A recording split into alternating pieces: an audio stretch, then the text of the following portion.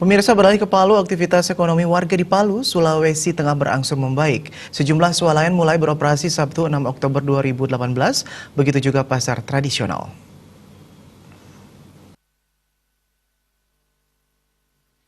Seperti pantauan di Pasar Masomba Sabtu pagi, aktivitas jual beli di pasar terbesar kedua di Palu setelah pasar Inpres mulai terlihat.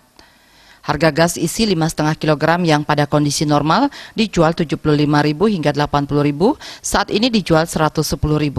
Kenaikan harga juga terjadi pada kebutuhan warga yang lain seperti telur, sayur mayur, dan lainnya.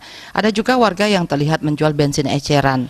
Untuk bensin dalam takaran satu botol mineral ukuran 600 ml dijual seharga Rp20.000. Sedangkan bensin dalam takaran botol mineral 1.500 ml dijual seharga Rp50.000. Pedagang bensin eceran mengakui harga yang dibeli dari Pertamina sesuai dengan harga normal.